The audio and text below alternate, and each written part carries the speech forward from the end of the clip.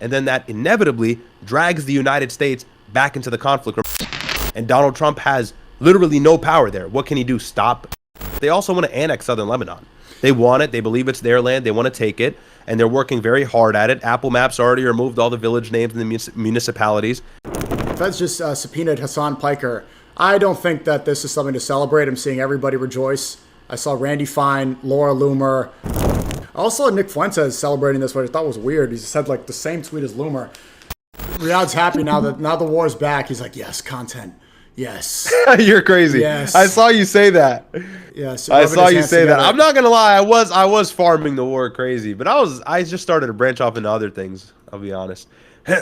What is that? Well, the war's inevitable. I mean, look, it was going to happen anyway. So anyway, yesterday, Trump posted on Truth Social saying Israel will not be bombing Lebanon any longer. They are prohibited for doing so by the USA. Enough is enough. This is yesterday, but ABC News just reported that Netanyahu is intensifying the attacks. Yes. On Lebanon. Yeah. So they're not listening. Clearly, it's you can see who's in charge. I see this debate. They're like, who's really in charge, U.S. or Israel? Okay, well, this is a perfect example. Trump made it clear what he wanted, and Israel disobeys and does it anyway. Well, the thing about this whole situation is Netanyahu is actually in the best position possible. And I'll tell you why. Iran is saying one of the biggest sticking points for this ceasefire to persist is no war in Lebanon. Israel can't bomb Lebanon. And so the United States is like, okay, no problem.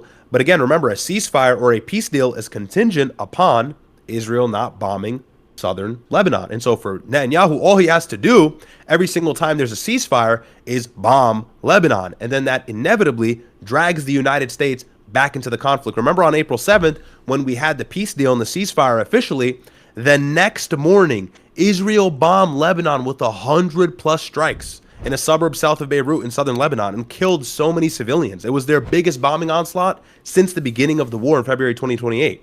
And so February 28th, sorry. And so like when you look at all those facts, it's pretty obvious every single time things slow down, Israel heats it up in southern Lebanon, and then Iran says, no, we're not doing a deal because you keep bombing Lebanon.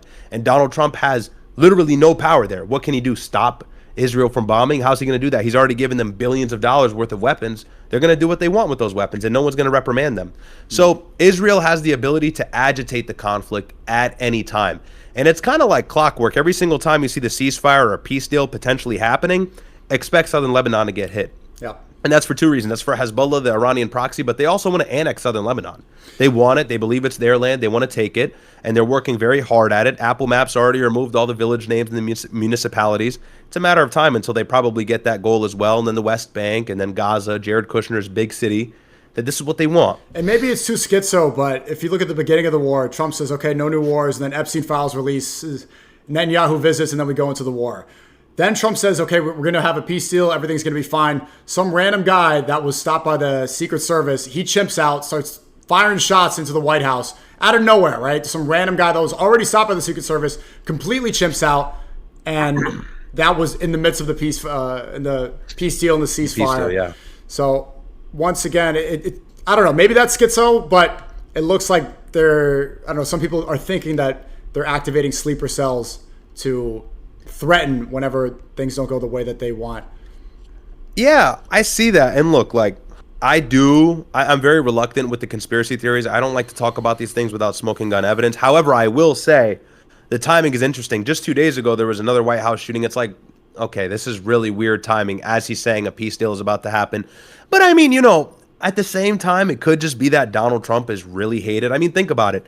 Has a president ever been unanimously hated by the right and the left like this? Right. The only people that support Trump is like this sub-fringe, cringe, Ziotard, like center-right MAGA base. The people on the far right arguably hate Trump just as much as the people on the far left, like the Antifa one. So I think it's a time where the hate for the president is peak. I don't know if it's ever been like this before in my lifetime. But what are you going to say? What do you think about the feds subpoenaed? Think about this. The feds just subpoenaed Hassan Piker. I don't think that this is something to celebrate. I'm seeing everybody rejoice. I saw Randy Fine, Laura Loomer, all the usual suspects, Mike Rappaport, all the usual Zios. I also saw Nick Fuentes celebrating this, which I thought was weird. He said like the same tweet as Loomer.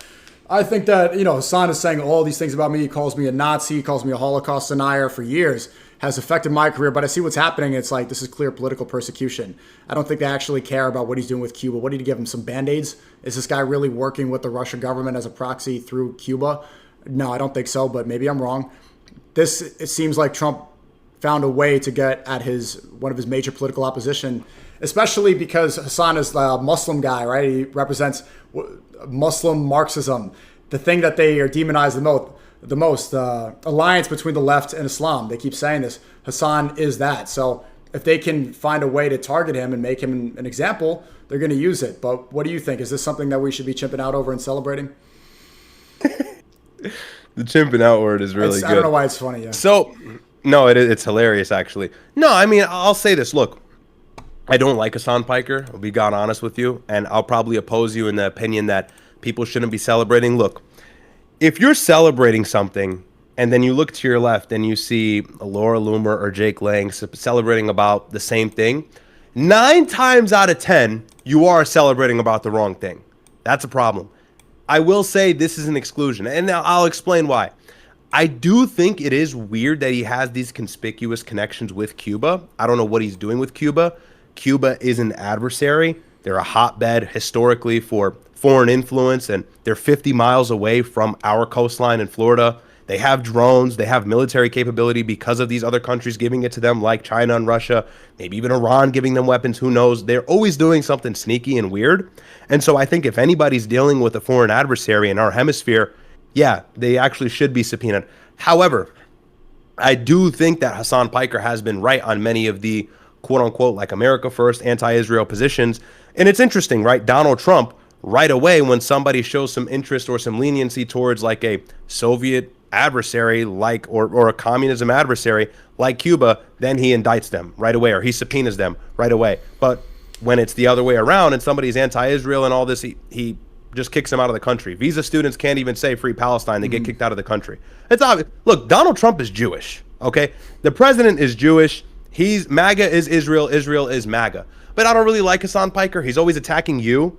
He's always attacking my brother. He's always attacking Nick. And you know, like, to me, I kind of feel like he's sometimes a piece of shit because why not align with these guys even if they have opposing views than you? He calls you guys Nazis and stuff, and that's just so not true, especially regardless, and you've tried to connect the bridge many times, and he just attacks you. So it's like, you know what? He wants to play around with Cuba. Too bad. I won't say I'm jumping up and down like, yay, Hassan's in jail. But at the same time, it's like, that's too bad. You know, that's my position on it. I'm kind of indifferent, but if I'm leaning anyway, let him get indicted. You want to play around with Cuba? Just because you're anti-Israel doesn't mean anything. You don't align with any of the right voices that actually make a mark and make a dent. Yeah. You know, he wants to play this bleeding heart liberal. Oh, but he's a fascist. He's a Nazi. All right, well, fuck off then. Yeah. But I don't know. Maybe you disagree with that. It just